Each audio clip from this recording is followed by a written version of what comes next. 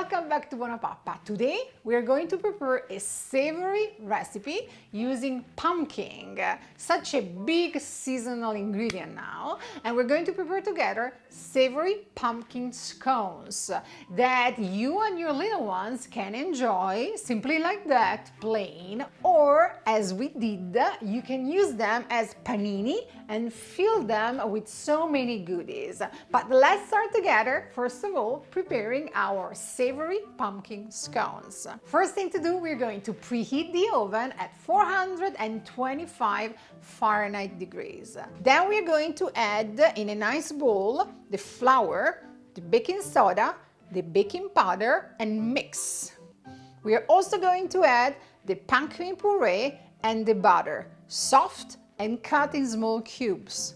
Adjust with some salt, and I only added half a teaspoon of salt for the whole recipe to make it savory but not too salty. If you're baking for babies, you can really reduce the half a teaspoon to a pinch or even skip it. Crack the egg in and add the minced sage.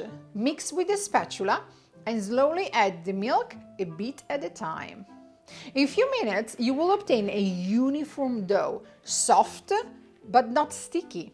If the dough is too sticky, and how to test if it's too sticky? Simply with a finger touch the dough. If some of the dough gets attached to your fingers, it means that it's too sticky. How to fix it? Simply add 1 or 2 tablespoons of flour in order to get the texture like you see in the video. The pumpkin puree might be more or less watering depending from the pumpkin that you used, if you made the pumpkin puree from scratch, or depending from the brand of the canned pumpkin mix, because they have a different water content.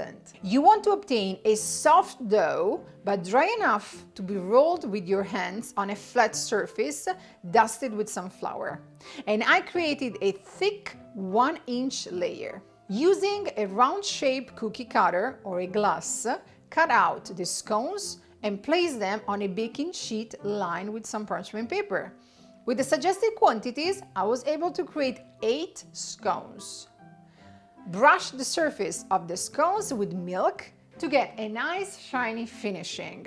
If you're looking for a gold color on top, instead of the milk, you can use 1 egg. Simply beat 1 egg with a fork and brush it on top of the scones.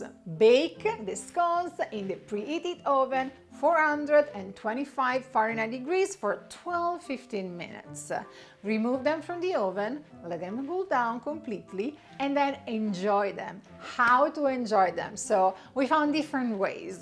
The first one is the easiest, simply enjoy the scones like they are, nothing to add. Or you might want to cut the scone in half and spread some cream cheese in the center. Or, even fancier, you can use the scones as panini. So we created a lovely panini sandwich with some ham, cheese, some salad. You can even spread some mayo on top if you like. They were super soft and yummy. Perfect for little ones, but also for adults. How to store them? You can store them in a plastic bag or in an airtight container on the countertop for 3-4 days. Or this is a beautiful recipe to freeze. You can freeze them in a freezer container or freezer bag for up to 3 months.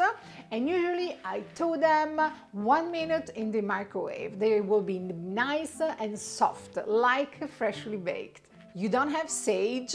No problem. You can substitute the sage with either thyme or oregano, even if I really love the combination of pumpkin and sage. You can also add more flavors, for example, adding 1 tablespoon of minced sun-dried tomatoes or minced olives. That will give a nice extra kick of flavor to our scones. Do you want a cheesy option? Because we all know that kids love cheese. It's easy. Simply add 4 tablespoons of grated Parmesan cheese when you add the sage in the mix. If you don't have Parmesan cheese, you can add sharp cheddar cheese. It works too. Are you looking for an egg-free recipe? Yes, you can substitute the 1 egg that we're using in this recipe with a mix of 1 tablespoon of ground flax seeds mixed together with 3 tablespoons of water. Mix them, wait 1 minute up until they get thick, and then add them to the mix. Dairy-free option, yes, you can substitute the milk with either coconut milk or any dairy-free milk that you like. Gluten-free, yes, it can be also gluten-free. Substitute the all-purpose flour with any mix of gluten-free flour that you like. I tried it, it really works very well for this recipe. Also, if you love pumpkins and you're looking for other pumpkin recipe ideas, I do have a beautiful playlist for you to check out. You can find the link here below or on my blog. If you have any questions, I'm here for you. Leave them in the comments here below. I will try to reply as soon as I can. If you really do not have time and you want a one-to-one consultation because you have many questions for me, I'm here for you too.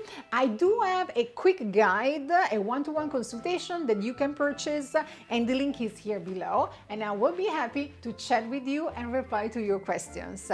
Most important thing, we forgot. Subscribe to BuonaPappa. Every single week you will receive a new recipe from me. Ciao, ciao, ciao.